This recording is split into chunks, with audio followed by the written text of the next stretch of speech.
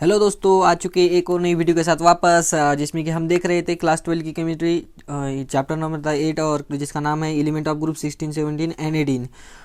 And without wasting the time let's start the video. इस video में हम देखने वाले हैं different allotropes of group 16 and group 17, और उसी के साथ डिफरेंट ऑक्सीडाइड्स दिखेंगे। और जो हमने पिछले क्लास में पढ़ा था सल्फर, और सल्फर के जो डिफरेंट जो ऑलोट्रॉप है, यानी कि alpha sulphur and beta sulphur, उसका डिटेल में एनालिसिस करेंगे, उसके डिफरेंस कैसे है वो भी देख लेंगे। So let's start the video. यहाँ पे अलोट्रॉपी दिया हुआ है। What is mean by allotropy? यहाँ पे फर्स्टली जो दिया हुआ है वो क्या है, एक डब्बे से आकार में, यानी कि चौकोन आकार में जो कोई भी डब्बा होगा उस पर क्वेश्चन जो पूछने की प्रोबेबिलिटी वो सबसे ज़्यादा रहेगी। सो आपको क्या करना है, जो भी चैप्टर है उसमें के जो बॉक्सेस है उस पर ध्यान ज़्यादा देना होगा, उस पर के कॉन्सेप्ट ध्यान में देने होंगे, क्योंकि वो इजी रहता है और क्वेश्चन उस पर यानी कि जो अपना बोर्ड का पेपर है उसमें इजीली क्वेश्चन आस्क कर सकते।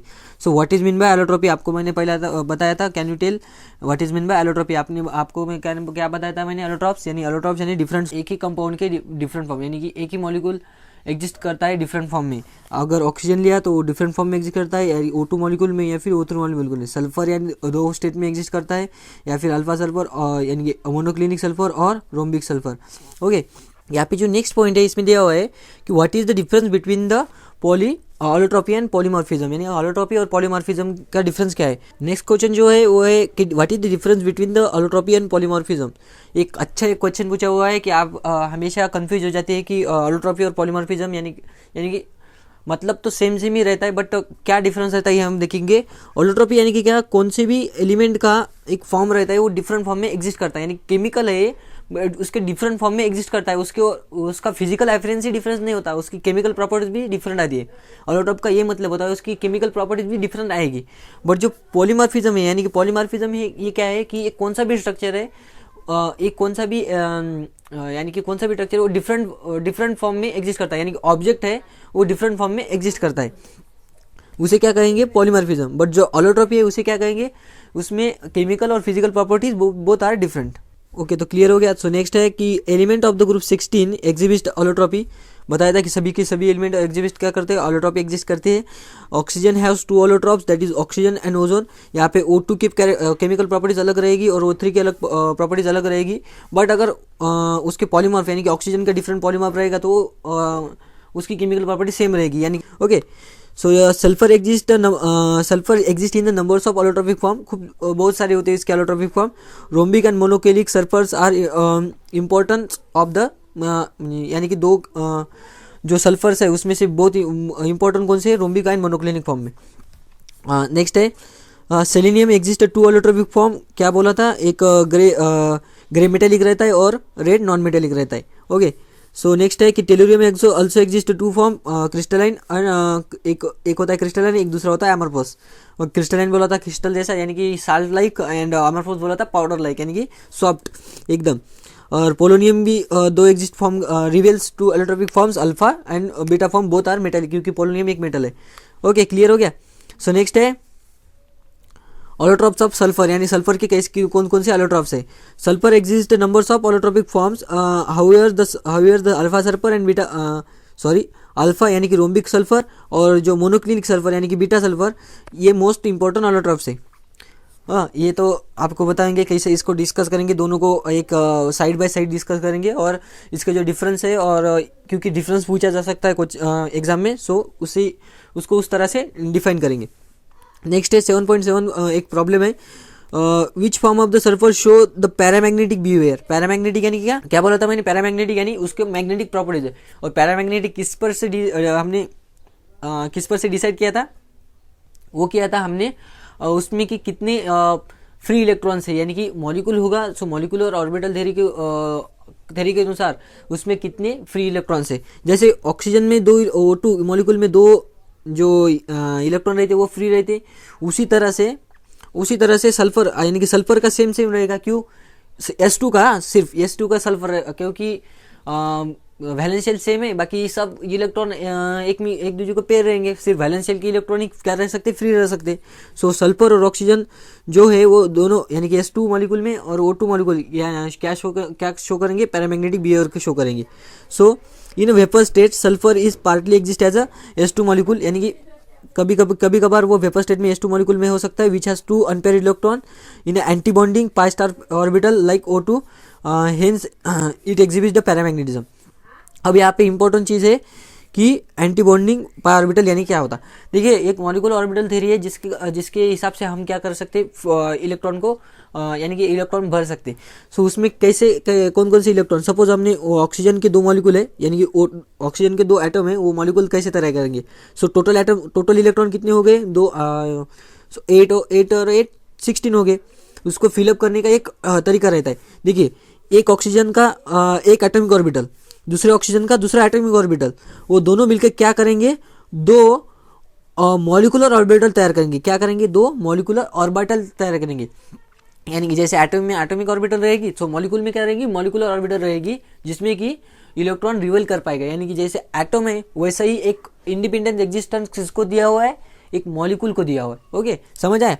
सो मॉलिक्यूल को क्या दिया है, एकदम इंडिपेंडेंट एग्जिस्टेंस दिया है। सो सपोज यहाँ पे 1s है, सो 1s के 2 यानी कि 1s2 जो ऑर्बिटल है उसके एक 1s2 हो गई एक एटम की, और दूसरा 1s2 हो गई दूसरे एटम की।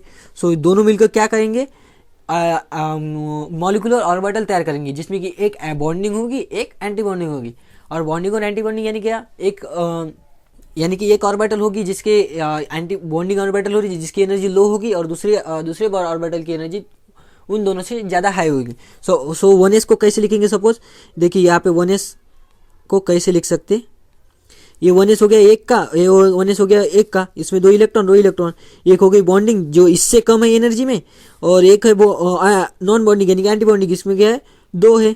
सो यहाँ पे टोटल इलेक्ट्रॉन क्या हो गए 4, इसके 2 हो गए इधर बढ़ गए, यहाँ पे इसके 2 हो गए इधर बढ़ गए। ओके सो हो गया 1s2 क्लियर हो गया। सिमिलरली 2s यानी कि 2s2 सेम होगा और रहेगा 2p। सो 2p में यहाँ पे फिलिंग की एक एनर्जी यानी ये एनर्जी फिलिंग की एक टेक्निक होती है, यानी कि कहाँ से कैसे जाना है इसको फिल करने के लिए एक टेक्निक होती है। क्योंकि जब कभी भी 14 इलेक्ट्रॉन प्लस जाएंगे, यानी कि जैसे अभी देखिए यहाँ पे 14 इलेक्ट्रॉन प्लस कैसे जा सकते, नाइट्रोजन के आगे अगर नाइट्रोजन तक ठीक है क्योंकि इसके 7 इलेक्ट्रॉन थे, बट जैसे ऑक्सीजन आएगा वैसे जो p ऑर्बिटल की फिलिंग की जो ऑर्बिटल है कि उसमें कितने p ऑर्बिटल में कितने सबशेल है, सॉरी p सबशेल में कितने ऑर्बिटल है, तो 3 ऑर्बिटल है, यानी कि एक रहेगा x px और दूसरा रहेगा py और pz। सो इसकी डिफरेंट एनर्जी रहती। ओके जिसमें कि 2 पाई बॉन्डिंग यानी कि 2 पाई बॉन्डिंग में शामिल होते और 2 एक होता एक्चुअल बॉन्डिंग में। ओके सो इसको लिखने की एक तरीका है कि जैसे जब कभी भी अगर 14 प्लस आएंगे तो सो जो pz ऑर्बिटल है उसकी एनर्जी px और py से कम रहेगी। सो ये तो हो गया s 1s के लिए, 2s के लिए सेम हो गया। सो 2p के लिए यानी कि p ऑर्बिटल कैसे लिखेंगे, सो p ऑर्बिटल मैं सब क्लियर करता हूँ क्योंकि बड़ी डायग्राम है उसके बाद। ओके 2 तो क्लियर हो गए। सो p ऑर्बिटल की कैसे, देखिए इसको लिखने का एक तरीका है ऐसे, जिस तरह से 4 टोटल ऑर्बिटल कितनी हो जाएंगी, फिर 3 एक एटम की और दूसरे 3 दूसरे एटम की हो जाएगी। सो ओके सो 3 एटम की क्या है, एक यानी कि 2p4 है यहाँ पे और यहाँ पे भी 2p4 है, टोटल 8 इलेक्ट्रॉन्स है। सो पहले क्या आएगा, pz आएगा। ओके pz के ऑर्बिटल यानी कि pz आ गया, उसके बाद आएगा px और py आएगा। ओके ये एंटी बॉन्डिंग में नहीं, ये बॉन्डिंग में। सो px और p आएगा, उसके बाद आएगा px और py और उसके बाद आएगा pz एंटी बॉन्डिंग में, यानी pz स्टार और स्टार क्या रिप्रेजेंट करता है, ये देखिए स्टार क्या रिप्रेजेंट करता है, एक एंटी बॉन्डिंग ऑर्बिटल रिप्रेजेंट करता है। सो ये है सिग्मा बॉन्डिंग और ये है पाई बॉन्डिंग। ओके क्योंकि x और y कभी भी यानी कि हमेशा पाई बॉन्डिंग में ही यानी कि पार्टिसिपेट किस में करते हैं, पाई बॉन्डिंग में। सो यहाँ पे पाई बॉन्डिंग में कौन आ गया, x और y आ गए। सो ये आ गया पाई बॉन्डिंग में और ये आ जाएगा सिग्मा बॉन्डिंग में। सिमिलरली यहाँ पे pi bonding of x and pi bonding of y। Okay so clear है, इसको कैसे लिख, और कितने इलेक्ट्रॉन है हमारे पास, 8 इलेक्ट्रॉन से। सो यहाँ पे 2 इलेक्ट्रॉन, यहाँ पे 2 इलेक्ट्रॉन, यहाँ पे 2 इलेक्ट्रॉन। ओके टोटल कितने हो गए, 6 इलेक्ट्रॉन। अब ये दोनों एक ही एनर्जी पर है दोनों भी। सो जो मैक्सिमम मल्टीप्लिकेशन रूल होता है यानी कि जो पीरियड स्ट्रक्चर ऑफ एटम में दिया हुआ है, उसी की तरह इसके उसके हिसाब से हमें क्या पहले क्या फिलअप करना होगा, यानी कि सिंगल यानी अनपेयर्ड इलेक्ट्रॉन पहले फिलअप करने होंगे। सो अनपेयर्ड इलेक्ट्रॉन अगर फिलअप कर दे, टोटल इलेक्ट्रॉन कितने हो गए 8, अब तो नहीं रहेंगे हमारे पास। और जो अनपेयर्ड इलेक्ट्रॉन है वो किस में है, सिर्फ पाई पी और पाई पी ऑर्बिटल में है। पाई पी ऑर्बिटल में कौन सा, पाई पी एक्स और pi star P, sorry pi star P x और पाई स्टार पी वाई में 2 अनपेयर इलेक्ट्रॉन है, जिसके कारण जो O2 मॉलिक्यूल है वो कैसा है, पैरामैग्नेटिक कैरेक्टर है। इसको आप घर पर लिख के देख लीजिए, और नहीं है कुछ आया तो चैप्टर जो 11 का जो चैप्टर है केमिकल बॉन्डिंग में, उसमें थोड़ा सा दिया हुआ है, उसको अगर आपने पढ़ भी लिया तो भी चलेगा। सो फ्लोरीन और जो फ्लोरीन है और जो अपना ऑक्सीजन है यानी कि 14+ इलेक्ट्रॉन है, उसके लिए पीजेड जो ऑर्बिटल है उसकी एनर्जी थोड़ी सी कम रहेगी। बाकी के लिए XYZ और XYZ यानी कि सिंपल एक ट्रिक है, XYZ बॉन्डिंग में और XYZ एंटी बॉन्डिंग में, XYZ एंटी बॉन्डिंग में सिमिलर रहेंगे कौन से 14 लेस इलेक्ट्रॉन के लिए, और अगर 14+ है तो ZXY रहेगा बॉन्डिंग के लिए और XYZ रहेगा एंटी बॉन्डिंग के लिए। ओके, क्लियर है। सो जैसे जिस तरह से O2 में पैरामैग्नेटिज्म है, वैसे ही सल्फर में भी पैरामैग्नेटिज्म होगा S2 मॉलिक्यूल में। नेक्स्ट जो अपना पॉइंट है, इसमें देखो अल्फा सल्फर और बीटा सल्फर यानी कि उसको कैसे डिफरेंशिएट किया हुआ है। ओके, सो यहाँ पे अल्फा सल्फर और बीटा सल्फर को एक साथ देखेंगे। ज़्यादा इंपॉर्टेंट कौन से वो भी बता दूंगा मैं, क्योंकि इतना बड़ा टेबल तो कैसे ध्यान में रखोगे, एकदम ईजी टेक्निक है। यहाँ पे रोम्बिक सल्फर, रोम्बिक यानी कि रोम्बिक स्ट्रक्चर लाइक, यानी कि रोम्बस तो देखा होगा आपने, एकदम स्क्वायर रहता है, उसको अगर टेढ़ा कर दिया, स्क्वायर रहता है उसको अगर टेढ़ा कर दिया, ऐसा स्क्वायर है उसको अगर टेढ़ा कर दिया उसको क्या कहेंगे, रोम्बस कहेंगे। ओके, उसी तरह से रोम्बिक ऐसे इस फॉर्म में रहता है इन द, यानी कि स्क्वायर लिया उसको क्या किया, टेढ़ा सा कर दिया, उसके क्या कहेंगे रोम्बिक सल्फर। और मोनोक्लिनिक सल्फर सेम रहता है, मोनोक्लिनिक यानी कि क्या, अगर आपने यानी कि जिसमें ऑर्थोगोनल देगा, ऑर्थोगोनल पता है, यानी कि जिसके एक रेक्टेंगल टाइप रहता है बट उसकी जो तीनों साइड रहती है वो अलग अलग रहती।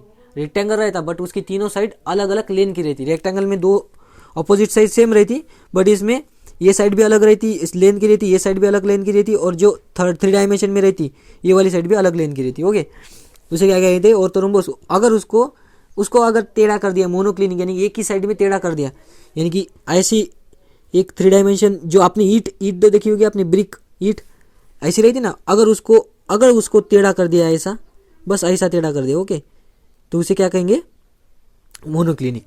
सो इस तरह से आपको सिंपल में ध्यान में रखना है। सो इसके बाद है इसका शेप है ऑर्थोरोम्बिक क्रिस्टल, और जो ऑर्थोरोम्बिक क्रिस्टल और नीडल शेप में रहती है। सो नेक्स्ट पॉइंट है इसका शेप कैसा है।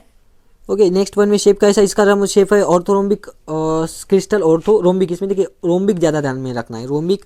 सो रोम्बिक में रोम्बिक आएगा, और इसका क्या है, नीडल शेप मोनोक्लिनिक, यानी कि नीडल जैसा, नीडल यानी कि एकदम शार्प लाइक ऐसा रहेगा इसका, ऐसा।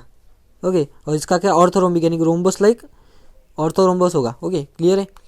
सो नेक्स्ट है melting point and boiling point. ये ध्यान में रखने है कि मेल्टिंग पॉइंट किसका ज़्यादा है। सो मेल्टिंग पॉइंट सबसे, इसका वैल्यू अगर ध्यान में नहीं रखी तो भी चलेगा, बट इसका मोनोक्लिनिक का जो मेल्टिंग पॉइंट है वो ज़्यादा रहेगा रोम्बिक सल्फर से। नेक्स्ट है डेंसिटी में उल्टा है, रोम्बिक सल्फर की डेंसिटी ज़्यादा है, ये किससे, मोनोक्लिनिक से।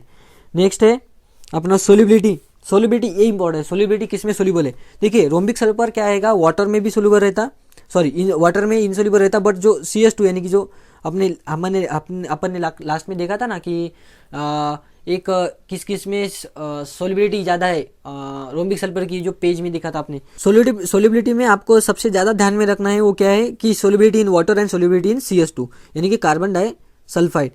सो इसमें सोल्युबिलिटी कैसे, सो यहाँ पे देखिए यहाँ पे एक इंपॉर्टेंट चीज़ बताइए कि जो रोम्बिक सल्फर है इनसोल्यूबल होता है वाटर में, और जो soluble in the CS2, but जो अपना जो दिखा हुआ है यहाँ पे सिर्फ लिखा हुआ है कि सोल्यूबल इन CS2। लास्ट वाले जो सिलेबस था उसमें थोड़ा सा अलग लिखा था कि जो मोनोक्लिनिक सल्फर है बहुत इन जो मोनोक्लिनिक सल्फर है वो CS2 में भी इनसोल्यूबल रहता, बट क्या पता अगर कुछ चेंजेस हुए तो। सो यहाँ पे दिया हुआ है कि इनसोल्यूबल इन वाटर, बट ये मोनोक्लिनिक में दिया हुआ है कि soluble in CS2। So important क्या चीज़ है, सिर्फ insoluble in water in rhombic sulphur रहेगा और सोल्युबल इन CS2, और सोल्युबल इन बोथ दोनों भी सोल्युबल रहेंगे CS2 यानी कि कार्बन डाइसल्फाइड में सोल्युबल रहेंगे। नेक्स्ट है स्टेबिलिटी। एक पॉइंट रहता है, यानी कि आपको तो पता है एक इम्पोर्टेंट 3, आपके लिए एक ट्रिक बताऊंगा कि 3 का टेबल लिख देने का, 3 टू 6, 3 टू 9। ये एक टेम्परेचर है, ओके। ये टेम्परेचर, इसे क्या कहेंगे, ट्रांजिशन टेम्परेचर यानी ट्रांसफॉर्म, जिस पर ट्रांसफॉर्म होता है, ट्रांजिशन टेम्परेचर है। अगर इससे ज़्यादा टेम्परेचर होगा, ओके, अगर इससे ज़्यादा टेम्परेचर होगा तो अल्फा फॉर्म यानी कि अल्फा फॉर्म एग्जिस्ट करेगा, तभी अल्फा फॉर्म एग्जिस्ट करेगा। अगर इससे नीचे का टेम्परेचर होगा सो क्या करेगा, बीटा फॉर्म एग्जिस्ट करेगा। क्लियर है। सो सबसे ज़्यादा स्टेबल कौन है, तो अल्फा सल्फर है, क्योंकि वो हाई टेम्परेचर तक भी अपने यानी कि स्टेबल हाई टेम्परेचर भी एक बियर कर सकता है अपने ऊपर। सो अल्फा जो स्ट्रक्चर है वो कब स्टेबल रहेगा, जब कभी भी 369 टेम्परेचर होगा, उससे अगर आगे होगा यानी कि उससे टेम्परेचर अगर बढ़ जाएगा तब CS2 यानी कि अल्फा सल्फर जो है वो स्टेबल होगा यानी कि एग्जिस्ट करेगा, वाइल जो बीटा सल्फर है वो 369 के नीचे रहेगा। क्लियर है। ये इंपॉर्टेंट है क्योंकि इस पर क्वेश्चन पूछा जा सकता है कि किससे आगे कौन स्टेबल है, इससे पीछे कौन स्टेबल है। ओके, इंपॉर्टेंट पॉइंट है ये वाला, इसको स्टार्ट कर देते। नेक्स्ट है स्ट्रक्चर कैसे रहते, एसेट्स जो एसेट मॉलिक्यूल हैविंग यानी कि सल्फर, जैसे ऑक्सीजन के O2 रहता वैसे सल्फर का एसेट रहता, इसे क्या कहते हैं, कैटिनेशन प्रॉपर्टी बोलते। So S eight molecule having the puckered structure, puckered ring structure क्या है ये भी बता दूंगा। सिमिलरली एसेट को भी क्या है, पकरेड रिंग स्ट्रक्चर है। सो पकरेड क्या है, आपको 8 कॉर्नर्स लिखने हैं, ओके, और एक क्राउन लाइक स्ट्रक्चर बनाना है। 8 कॉर्नर लिख के क्राउन लाइक स्ट्रक्चर बनाना है, ऐसा एकदम क्लियर। इसे क्या कहते हैं, पकरेड रिंग स्ट्रक्चर। 1 2 3 4 5 6 7, सॉरी 7 हो गए, ये 8 हो गए। ओके, सो 1 2 3 4 5 6 7 8, ओके। सो 8 हो गए, क्या हो गया, पकरेड रिंग स्ट्रक्चर। एक इम्पोर्टेंट है क्योंकि इस पर एक मार्क के लिए क्वेश्चन पूछा जा सकता है या फिर कुछ भी हो सकता है। आपके लिए पूछा तो रोम्बिक सल्फर का एसिड का स्ट्रक्चर पूछा जा सकता है। ओके, सो इसको स्टार बना देंगे। सो स्टार कौन सी चीज़ हो गई, स्टेबिलिटी और स्ट्रक्चर हो गया। सो मेथड ऑफ प्रिपरेशन, कैसे मेथड ऑफ प्रिपरेशन कर सकते हैं, यानी कि कैसे प्रिपेयर कर सकते हैं। It is prepared by evaporation of the roll sulphur in the CS2, यानी कि रोल सल्फर लेंगे, यानी कौन सा भी सल्फर लेंगे उसको CS2 में सॉल्युबल कर देंगे के बाद CS2 का क्या कर देंगे, इवापोरेशन कर देंगे, और जो बचा वो कुछ होगा वो क्या होगा, अपना रोम्बिक सल्फर होगा। बट जो अपना मोनोक्लिनिक सल्फर है वो क्या करेंगे, रोम्बिक सल्फर को लेंगे, उसको मेल्ट करेंगे इन डिशेस, यानी कि उसका देखिए रोम्बिक सल्फर लिया, उसको क्या किया, क्रिस्टलाइज कर दिया, एकदम ऐसा चूरा कर दिया, उसका डिश में लिया, उसको पानी में सोल्यूबल कर दिया, या फिर उसको क्या कर दिया, मेल्ट कर दिया उसका पूरा, और उसका क्या हो गया, एकदम पपड़ी लाइक स्ट्रक्चर हो गया। और उसके बाद क्या हो गया, 2 holes are made in this crust and remaining liquid is pour out, यानी कि उसकी जो परत है, ऊपर की परत है, उसको कड़क, यानी कि उसका ऊपर की जो लेयर है उसको क्या कर दिया, हार्डन हो दिया, और जो नीचे वो रहेगा वो क्या रहेगा, वो लिक्विड स्टेट में रहेगा। आपको समझ आ रहा है क्या? ये देखिए, ऐसा एक पत्ते ले लिया, कौन सा भी डिश ली, उसमें क्या कर दिया हमने, मेल्ट करके रोम्बिक सल्फर रख दिया। ओके, ऐसा पूरा का पूरा क्या हो गया, रोम्बिक सल्फर हो गया। बट अगर उसको कूल डाउन हो गया तो वो क्या करेगा, ऊपर से नीचे क्या होता रहेगा, कूल डाउन होता रहेगा। ऐसा ऊपर से नीचे क्या होता रहेगा, कूल डाउन होता रहेगा। ओके, सो ऊपर वाला क्या करेंगे, ऊपर वाली लेयर क्या करेंगे, क्रिस्ट फॉर्म करेंगे, यानी कि क्या, एकदम पपड़ी लाइक स्ट्रक्चर फॉर्म करेगा, एकदम सफेद सा। आपने कभी केक देखा है क्या, उस पर की एक ऊपर की चॉकलेट लेयर देखी तो वो कैसी रहती, एकदम कड़क के रहती ना, वैसे उस तरह से हार्ड रहती ना। और उसके बाद नीचे वाला क्या रहता, एकदम क्रीमी लाइक स्ट्रक्चर रहता नीचे। सो उसे क्या कर देंगे, इसको अगर 2 छेद कर दिया, उसमें क्या निकाल दिया, उसको उल्टा करके निकाल दिया। सो अपना क्या बनेगा, और जो ऊपर का जो रहेगा उसे क्या कहेंगे आप, मोनोक्लिनिक सल्फर रहेंगे। सो नीडल लाइक स्ट्रक्चर रहता, यहाँ पे दिया हुआ है कि नीडल लाइक शेप है। सो यहाँ पे भी नीडल लाइक जो शेप है उसे क्या कहेंगे beta sulphur. So I think आपको एकदम अच्छे से समझ में आ जाएगा। सो इंपॉर्टेंट थिंग्स यार इसमें बहुत, जो सबसे ज़्यादा इंपॉर्टेंट थिंग है ये alpha sulphur, solubility, stability, structure, और कभी कभार मेथड ऑफ प्रिपरेशन भी पूछा जा सकता है। सो नोट डाउन कर लिया। नेक्स्ट है अपना ऑक्सो एसिड ऑफ सल्फर, यानी कि सल्फर के कैसे कैसे ऑक्सो एसिड है। ऑक्सो एसिड यानी कि मतलब ऑक्सीजन, जिसमें ऑक्सीजन होगा और एसिड लाइक बिहेवियर करेगा, सो इसे क्या कहेंगे ऑक्सो एसिड। देखिए इसमें सल्फर के क्या कहता है डिफरेंट फॉर्म में, यानी कि बहुत सारे ऑक्सो एसिड है, और उसको एक अच्छे से समझने के लिए, यानी कि उसके स्ट्रक्चर आपको अच्छे से समझनी पड़ेगी। देखिए यहाँ पे स्ट्रक्चर दिए हुए और कुछ छोटी छोटी चीज़ें आपको मैं बता दूंगा। सो स्टार्ट करते हैं। यहाँ पे दिया हुआ कि sulphur forms numbers of oxo acid, खूब बहुत सारे ऑक्सो एसिड फॉर्म करेगा। Some of them are unstable and can not be isolate, यानी कि उसको आइसोलेट भी नहीं किया जा सकता, अनस्टेबल रहते। They are known as exist in the aqueous solution, यानी कि एक लिक्विड फॉर्म में ही ज़्यादा करके रहते हैं। In the form their salt, यानी कि साल्ट जो साल्ट फॉर्म करते हैं, यानी कि जैसे बोला था मैंने हाइड्रोजन के जैसे साल्ट रहते, उसी तरह इसके एसिड के भी साल्ट रहते हो। Some of the important oxo acids are of the structure are given below. So important oxo acid दिया हुआ पे, यानी कि सल्फ्यूरस एसिड दिया हुआ है, देन हुआ है सल्फ्यूरिक एसिड, डाई और pyrosulphuric acid, peroxy sulphuric acid, peroxy disulphuric acid और थायोसल्फ्यूरिक एसिड। ओके, सो आपको एकदम अच्छे से बता दूंगा मैं, डोंट टेक अटेंशन। इसको ध्यान में कैसे रखना है, कैसे नहीं ध्यान में रखना है। सो इसको लिखने का एक तरीका है। देखिए सबसे पहले आपका सल्फर में एक कौन सा भी एक एलिमेंट होगा, उसको सल्फर में जो अपना सल्फर है उसको एक हो या फिर दो हो, उसको लिख लेना है। सपोज यहाँ पे एक दिया हुआ है, उसके बाद उसके जो 6 उसकी जो वैलेंस है उसको सेटिस्फाई करने के लिए सबसे पहले कभी भी इसमें एक इंपॉर्टेंट चीज़ है कि एस डबल बॉन्ड ओ यहाँ पे रहेगा। कौन सा भी देखिए यहाँ पे एक तो कम से कम एक तो है, यहाँ पे दो है, यहाँ पे एक है, यहाँ पे दो है। सो एक जो सल्फर है उसके साथ एक दो डबल बॉन्ड है ही, यानी कि डबल बॉन्ड ऑक्सीजन है ही। ओके, उसके बाद है उसकी जो ऑक्सीडेशन स्टेट है उस पर देखिए, जब कभी भी OUS आएगा तो क्या बताया था मैंने, उसकी जो ये लोअर ऑक्सीडेशन स्टेट रहेगी, यानी कि कम वाली ऑक्सीडेशन स्टेट रहेगी। यहाँ पे सल्फ्यूरस है यानी कि OUS है, इसके कारण उसकी ऑक्सीडेशन स्टेट है क्या है 5 से कम होगी, सॉरी 6 से कम होगी। ओके, सो यहाँ पे 6 से कम है, यहाँ पे ऑक्सीडेशन स्टेट क्या कितनी आएगी, यहाँ पे आएगी +4 ऑक्सीडेशन स्टेट, यानी कि क्या 6 से कम है या फिर 5 से कम है, कोई भी ले लो। 5 से कम लिया और 5 से ज़्यादा लिया तो सल्फ्यूरिक एसिड आएगी, यानी कि IC एसिड आएगा। ओके, क्लियर है। सो +5 से अगर ज़्यादा आया तो क्या आएगा IC एसिड, और +5 से कम आया तो यहाँ पे क्या आएगा OUS। सो आपको अगर आपको नेम दिया हुआ और उस पर से स्ट्रक्चर पूछा 1 मार्क के लिए या फिर 2 मार्क के लिए कोई भी, तो आपको ध्यान में रखना है क्या है कि OUS है या फिर IC है। ओके, क्लियर है।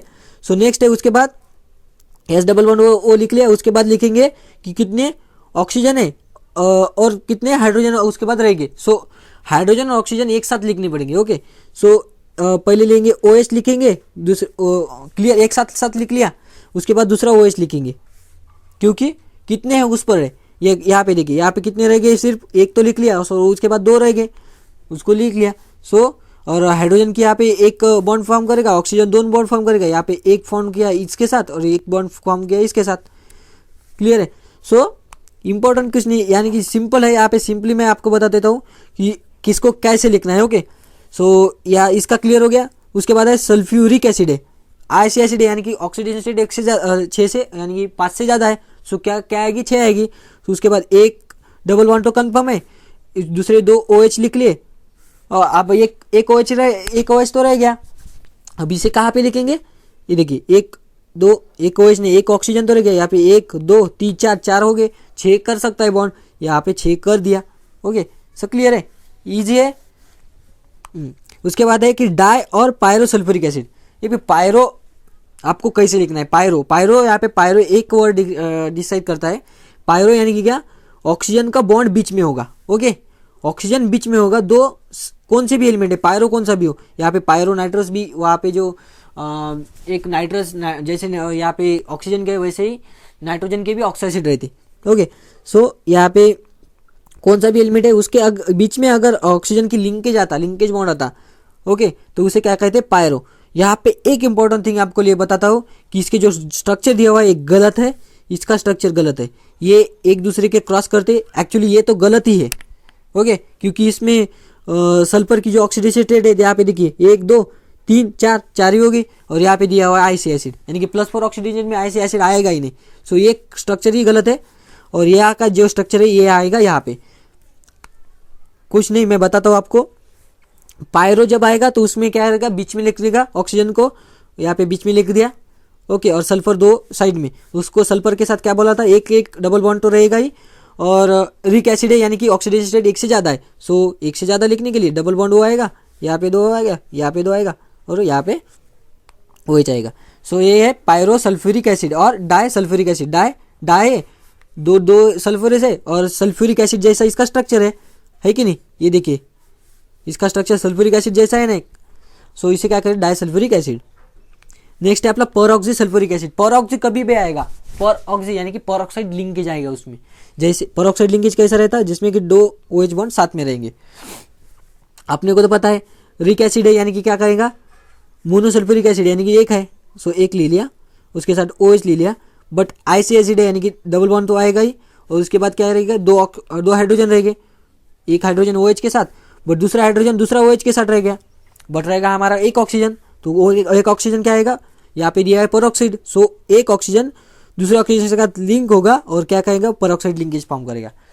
ओके, क्लियर हो गया। सो इसका स्ट्रक्चर क्या है, S double bond O OH और यहाँ पे O और यहाँ पे OH, ये यहाँ पे आ गया परऑक्साइड लिंकेज, जिसे क्या कहेंगे, परऑक्सी मोनोसल्फ्यूरिक एसिड, क्योंकि मोनो है। सिमिलरली यहाँ पे परऑक्सी डाई सल्फ्यूरिक एसिड आएगा, जिस तरह से डाई इसका आ गया, सो इसका भी डाई आएगा, यानी कि सल्फ्यूरिक एसिड का डाई है, सो इसका डाई है ये, इसका स्ट्रक्चर है ये, यहाँ पे दिया हुआ ये सभी ये गलत है। ओके, सो सही क्या स्ट्रक्चर है ये देखिए, एस डबल बॉन्ड ओ लिया और एस डबल बॉन्ड लिया, क्योंकि रिक एसिड है, सो ऑक्सीडेशन स्टेट आएगी एक से ज़्यादा आएगी, और सॉरी 5 से ज़्यादा आएगी।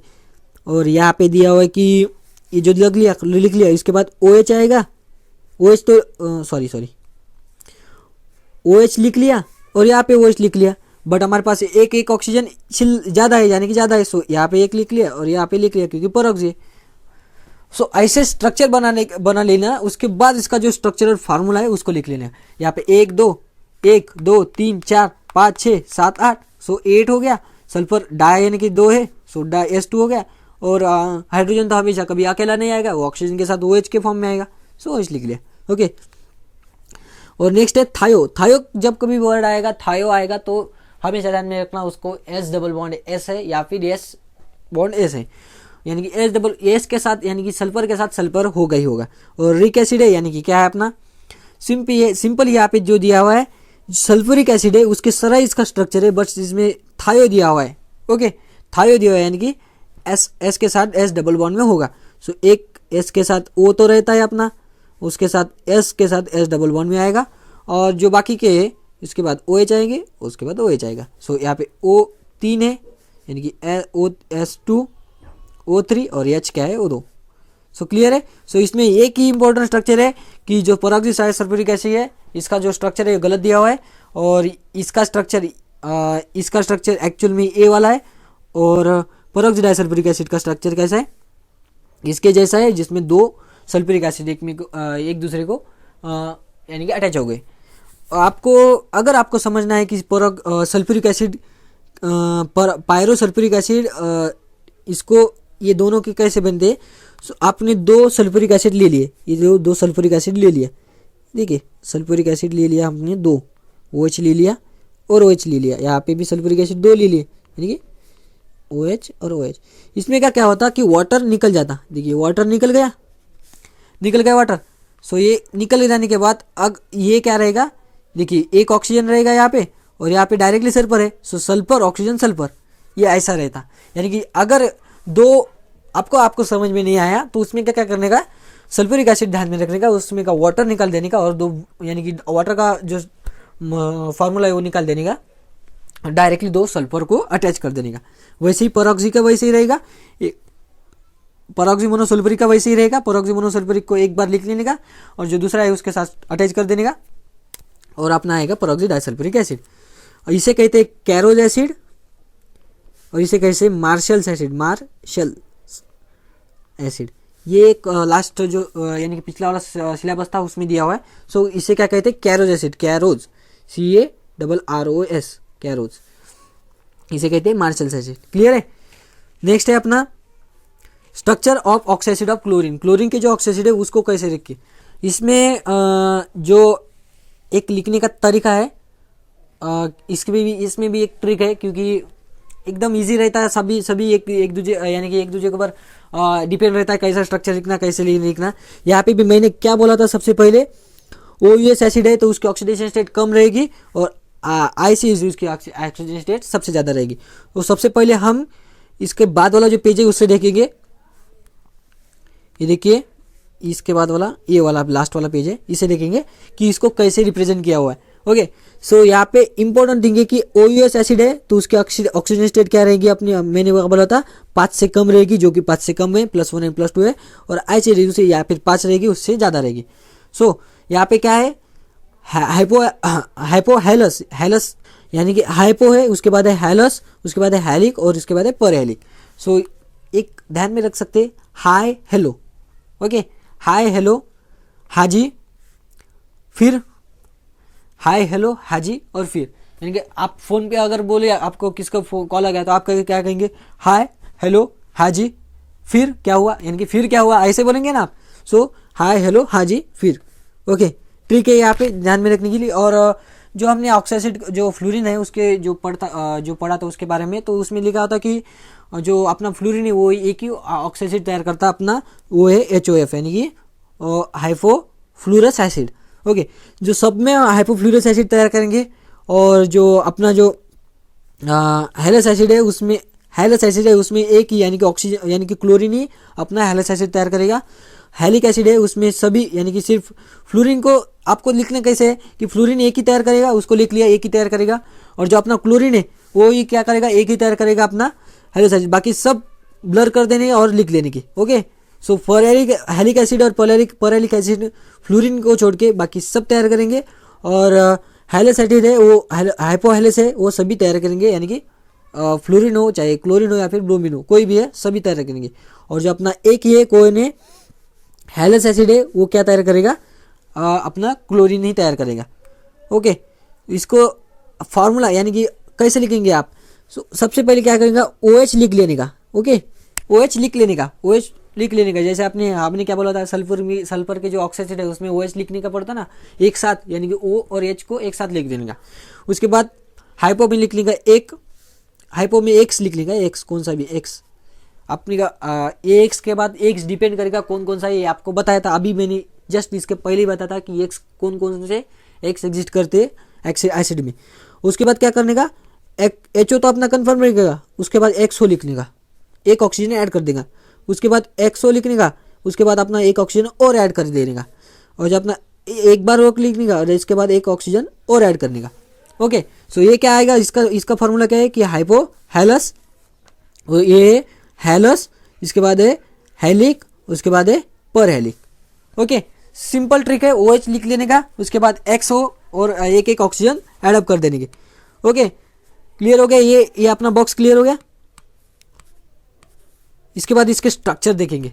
सो जब कभी भी आपको स्ट्रक्चर के बारे में, इसके स्ट्रक्चर के बारे में पूछा, अपने क्लोरीन के अगर स्ट्रक्चर आपने लिख लिए तो आपको मैं समझता हूँ आपको सबके स्ट्रक्चर आ जाएंगे। ओके, सो आपके पास सबसे पहले, क्योंकि क्लोरीन सभी फॉर्म करता ना, सभी ऑक्साइड फॉर्म करता, चाहे वो हाइपोहेलस हो, चाहे वो हेलस हो, चाहे वो हेलिक हो या फिर परहेलिक हो, सभी फॉर्म करते। और हमने देखा था कोई कुछ फॉर्म नहीं करता, कोई कुछ फॉर्म करता है। ओके, यहाँ पे क्लोरीन का लिख लेते सबसे पहले हाइपोहेलस यानी कि हाइपोक्लोरस एसिड। सो क्या करने का, क्लोरीन को लिख लेने का, उसके बाद अपना जो OH है वो लिख लेने का सबसे पहले। ओके, ऐसा OH लिख लिया, ये बेसिक स्ट्रक्चर है। ये तो अपना हेलस एसिड तो हो गया, हाइपोहेलस तो हो गया। उसके बाद क्या लिखने का, हाइपो यानी कि हेलिक कैसे लिखना है, यानी कि हेलिक नहीं, हेलस कैसे लिखना। इसमें क्या रहता है, एक ऑक्सीजन ऐड होता, सो एक ऑक्सीजन क्या करने का इसके साथ ऐड कर देने का। और कभी भी ऑक्सीजन क्या करता, एक यानी कि डबल बॉन्ड ही फॉर्म करेगा। और जो अपना हमें देखा था कि जिस ग्रुप के जो वैलेंस शेल में ऑड इलेक्ट्रॉन है तो क्या करते, ऑड बॉन्ड फॉर्म करते। सो यहाँ पे एक किया तो उसके बाद डायरेक्टली क्या करेगा, तीन बॉन्ड फॉर्म करेगा, यानी कि टोटल कितने हो गए 3, यानी कि +1 हो गया तो ऑक्सीजन स्टेट, उसके बाद क्या आएगी +3 आएगी और उसके बाद आएगी +5। सो अपना क्या आएगी, उसके बाद आएगा क्लोरिक एसिड, यानी कि एक ऑक्सीजन ज़्यादा ऐड किया था हमने, यानी कि XO OH तो हमारा कंफर्म था, उसके बाद हमने क्या लिखा था, Cl लिखा था, यानी कि एक कन्फर्म है। उसके बाद हमने OH तो कन्फर्म था और Cl के साथ एक और O लिख लिया। सो ये एक OH हो गया, उसके साथ Cl हो गया, एक और ऑक्सीजन लिख लिया। नेक्स्ट है उसके बाद क्लोरिक एसिड यानी कि हैलिक एसिड। हैलिक एसिड में एक और ऑक्सीजन ज़्यादा था, यानी कि टोटल ऑक्सीजन क्या थी, 3 थे। एक यहाँ पे गया था, एक और 2 लिख लेने के, यानी कि एक के साथ 2 लिख दिए। उसके बाद नेक्स्ट है परैलिक में, ये तो कंफर्म था OH अपना, उसके बाद क्या थे, 3 ऑक्सीजन थे, यानी कि 3 ऑक्सीजन। क्लियर है। सो सिंपल है क्या कि आपको क्या लिखना है कि OH लिख लेना है और उसके साथ Cl लिख लेना है। OH Cl ये बेसिक स्ट्रक्चर है, उसके साथ एक ऑक्सीजन ऐड हुआ है तो डबल बॉन्ड के साथ लिख देना, दूसरा ऑक्सीजन ऐड हुआ है तो उसके डबल बॉन्ड के साथ लिख लेना, तीसरा ऑक्सीजन उसको डबल बॉन्ड, यानी कि टोटल 3 ऑक्सीजन लिख देने का। सो बेसिक स्ट्रक्चर है, आपको 2 मार्क के लिए पूछा जा सकता है, हाफ मार्क के लिए एक इसके स्ट्रक्चर लिख दो, इसके स्ट्रक्चर लिख दो, या फिर 1 मार्क के लिए ऐसा पूछा जा सकता है कि कौन सा एलिमेंट क्या फॉर्म में, यानी कि हेलिक जो आपने बॉक्स देखा था ना, उसमें लिखा हुआ है कि कौन सा एलिमेंट सभी के सभी अपने ऑक्सीजन फॉर्म करता, कौन सा एलिमेंट सबसे कम ऑक्सीजन फॉर्म करता, कौन से एलिमेंट है सिर्फ हेलिक फॉर्म करता, ओके, कौन से एलिमेंट है जो हेलस फॉर्म करता। सो ये ध्यान में रखना है कि इंपॉर्टेंट चीज में यही रहती है कि जो अलग है वो ध्यान में रखना पड़ता। ओके, अपना नेक्स्ट पॉइंट है ऑक्सीएसिड ऑफ हैलोजन। हैलोजन के ऑक्सीएसिड कौन से है, जो अभी हमने देखे थे, सेवरल ऑक्सीएसिड है, जिसमें कि 4 टाइप देखे थे। एक था हेलस एसिड, यानी कि हाई, हेलो, हाजी। सो हाई, हेलो, हाजी और परैलिक एसिड। ओके, सो इसमें 4 क्या करते, अपने ऑक्सीएसिड फॉर्म करता है हैलोजन। उसमें क्या करते हैं, प्योर फॉर्म में, अगर प्योर फॉर्म में क्या करते हैं, उसको आइसोलेट कर पाते हैं, यानी कि हाइपोफ्लूरस एसिड और perchloric acid, iodic acid, iodic यानी कि IOC अपना हेलिक एसिड, उसके आयोडिक एसिड, उस तरह से। और मेटापीरियोडिक एसिड, एक मेटापीरियोडिक एसिड एक इंपॉर्टेंट स्ट्रक्चर, एक अलग है, मैं बता दूंगा अभी क्या है। और other are stable only in aqua solution और in the form of their salt. उसके साल्ट फॉर्म कर सकते हैं या फिर जनरली स्टेबल रहती है इन द एक्वा सोल्यूशन। पहले एसिड जो ये अपना मेटापीरियोडिक एसिड है उसके बारे में भी बता दूंगा। सबसे पहले ये क्लियर कर लेते। यहाँ पे दिया हुआ कि acid strength of the hydrogen of oxyacid increases when the oxygen state of an hydrogen increases. जैसे जैसे ऑक्सीजन स्टेट यानी कि उसकी ऑक्सीजन स्टेट जैसे जैसे इंक्रीज होती जाएगी उसका एसिडिक नेचर वैसे वैसे इंक्रीज होता जाएगा। For example the acidic state of an HClO यानी कि वीक एसिड है, इसके Ka वैल्यू दिया हुआ है कि यानी कि क्या एसिडिक कांस्टेंट दिया हुआ है कि एसिड जब फॉर्म करता है उसके जो कांस्टेंट क्या है, उसकी वैल्यू दी हुई है 3 × 10⁻⁸। और जो अपना वैल्यू है HClO4 यानी कि स्ट्रॉन्ग एसिड है, और उसकी जो वैल्यू दी हुई है वो दी हुई है K > 1। अब Ka और Ka को क्या लिखा हुआ है, Ka यानी कि क्या, मैंने बोला था pKa जब जितना pKa हो या फिर pKb हो, pKa की वैल्यू जब जितनी ज़्यादा हाई रहेगी उसकी एसिडिक वैल्यू यानी कि कम रहेगी। ओके, क्या बोला था, जितनी ज़्यादा pKa होगी ज़्यादा हाई रहेगी उसके एसिडिक नेचर क्या होगा, कम होगा। ये हमने कहाँ पे डिस्कस किया था, यानी कि हाइड्राइज दिए हुए थे, हाइड्राइज जो दिए थे हमने ग्रुप 16 के और ग्रुप 17 के, उसमें डिस्कस किया था, आप उस वीडियो में जाकर देख सकते हैं। सो pKa की वैल्यू जब जितनी ज़्यादा हाई रहेगी उतनी वैसे एसिडिक नेचर कम रहेगा, और pKa जब ज़्यादा रहेगा तो Ka वैल्यू क्या रहेगी, कम रहेगी। ओके, क्योंकि pKa और Ka निगेटिव वैल्यू में, यानी कि pKa कैसे डिस्क्राइब करता है, pKa कभी भी -log Ka ऐसा लिखते हैं। सो माइनस यानी कि Ka की वैल्यू pKa की वैल्यू ज़्यादा जब रहेगी तो Ka की वैल्यू क्या रहेगी, कम रहेगी। ओके, क्लियर है। सो Ka की वैल्यू सबसे ज़्यादा किस में रहेगी, ClO4, यानी कि जैसे जैसे ऑक्सीडेशन फेल स्टेट ज़्यादा रहेगी और बढ़ती जाएगी उसकी वैसे वैसे उसकी क्या कहेंगे, एसिडिक नेचर बढ़ता रहेगा। सो इसको अब हम देखेंगे टेबल में कैसे लिखा हुआ है, कैसे लिख सकते हैं कि डाउन द ग्रुप, यानी कि जैसे जैसे ऐसे जाते रहेंगे, यानी कि हाइपोहेलस जाएंगे, हेलस जाएंगे, हेलिक जाएंगे और परहेलिक जाएंगे, उसके एसिडिक नेचर क्या होता रहेगा, इंक्रीज होता रहेगा। ओके, एसिडिक नेचर कैसा होता रहेगा, इंक्रीज होता रहेगा। सो डाउन द यानी कि डाउन जैसे जैसे हम ऐसे लिख लेंगे, ऑक्सीडेशन स्टेट जैसे जैसे बढ़ती जाएंगी वैसे वैसे क्या रहेंगे, एसिडिक नेचर बढ़ता जाएगा। और एक बात, अपना जो एक ही अगर ये तो दिया हुआ है अपना ये, इसमें कैसे एसिडिक नेचर बढ़ता रहेगा। ओके, सो उसका एसिडिक नेचर उल्टा बढ़ेगा। क्यों, ये किस पर डिपेंड है, OH के बॉन्ड स्ट्रेंथ पर डिपेंड रहता। OH यानी कि H, मैंने क्या बोला था, एसिडिक नेचर कैसे किस पर डिपेंड रहता, H कितने रिलीज होंगे उस पर डिपेंड रहता। अगर OH का बॉन्ड अगर वीक रहा तो क्या कैसा होगा, ये अपना जो यानी कि OH का बॉन्ड अगर वीक रहेगा तो हाइड्रोजन क्या होगा, जल्दी रिलीज हो पाएंगे। ओके, सो इस पर ये किस पर डिपेंड रहेगा, फिर इस पे इसका जो लिंक एलिमेंट है यानी कि जो फ्लोरीन है या फिर क्लोरीन है उस पर डिपेंड रहेगा। सो अगर हमने लिखा कि OH लिख दिया और इसके बाद फ्लोरीन लिख दिया या फिर X लिख दिया, सो ये क्या है, इलेक्ट्रोनेगेटिव एलिमेंट है, ये अपना इलेक्ट्रोनेगेटिव एलिमेंट होगा तो इलेक्ट्रो यहाँ पे लेगा ऑक्सीजन से, और ऑक्सीजन इन द टर्म किससे लेगा, अपना यानी कि हाइड्रोजन से लेगा। सो इसमें आयनिक नेचर ज़्यादा होगा, आयनिक नेचर ज़्यादा होगा तो उसकी क्या ब्रेक होने के भी ईजी होगा। सो जितना ज़्यादा यहाँ पे X का इलेक्ट्रोनेगेटिव ज़्यादा रहेगी उतनी वैसे ये बॉन्ड यानी कि ज़्यादा अपने तरफ खींचेगा और ऑक्सीजन इन द टर्म अपना हाइड्रोजन से खींचेगा। और जैसे हाइड्रोजन से जैसे खींचा तो ये क्या होगा, वीकन होगा और जल्दी टूट पाएगा। सो इलेक्ट्रोनेगेटिव किसकी ज़्यादा होगी, फ्लोरीन की ज़्यादा होगी, उसके बाद होगी क्लोरीन की, उसके बाद होगी ब्रोमीन की, उसके बाद होगी आयोडीन की। सो एसिडिक नेचर कैसा रहेगा, इसका एसिडिक नेचर इससे ज़्यादा रहेगा, इसका यानी कि क्लोरीन का जो ऑक्साइड होगा यानी कि हाइपोफ्लोरस एसिड, उसकी जो एसिडिक नेचर है वो ज़्यादा रहेगी, सबसे ज़्यादा रहेगी। उसके बाद आएगी हाइपोक्लोरस एसिड, उसके बाद आएगी हाइपोब्रोमस एसिड और लास्ट में आएगी हाइपोआइडोस एसिड। क्लियर है। नेक्स्ट है अपना जो लास्ट में अपना जो है कि वो क्या है, मेटापीरियोडिक एसिड। क्या कहा था ये मेटापीरियोडिक एंड मेटाआयोडिक एसिड क्या है। देखिए आयोडीन क्या करता है, अपना जो हाईएस्ट ऑक्सीजन स्टेट है उसमें एग्जिस्ट करता है, वो कैसा है +7 में। +7 में ये देखिए, इससे कहते हैं मेटापीरियोडिक एसिड। क्या कहते हैं, मेटापीरियोडिक एसिड। सो पीरियोडिक एसिड यानी कि क्या, आयोडीन का हायर ऑक्सीजन स्टेट है, उसमें दो एग्जिस्ट फॉर्म करते हैं, एक ऑर्थोपीरियोडिक एसिड और एक मेटापीरियोडिक एसिड। सो मेटापीरियोडिक एसिड एक वन ऑफ द फॉर्म है जिसका HiO4 है। इसकी क्या है, इसकी रिएक्टिविटी अलग अलग है किसी के साथ, यानी कि रिएक्टिविटी अलग, यानी कि रिएक्टिव नेचर के होने के कारण ये यूज़ किया जाता है डिफरेंट टाइप्स ऑफ कंपाउंड को ढूंढने के लिए। या फिर देखिए जैसे ग्लूकोज के साथ ये अलग से रिएक्ट होगा और सुक्रोज है उसके साथ अलग से रिएक्ट होगा, ऐसे यानी कि किसके साथ अलग से रिएक्ट होता है। इसका जो रिएक्टिविटी है इसको डिफाइन किया है, एक चैप्टर है यानी कि जो अपना बायोमोलिकुल नाम का चैप्टर है, उसमें इसका एक छोटा सा पार्ट है जो कि नीट के सिलेबस के लिए पूछा जाता है। वो आपके लिए इजी है, सबको आपके लिए सिर्फ इसके ध्यान में रखना, मेटापीरियोडिक एसिड को किसे कहते हैं, अगर आपको 1 मार्क के लिए पूछा जाएगा तो। सो इस तरह से ये वीडियो को तो यहाँ पे एंड करते हैं। सो आपको ये वीडियो समझ में आ गया होगा।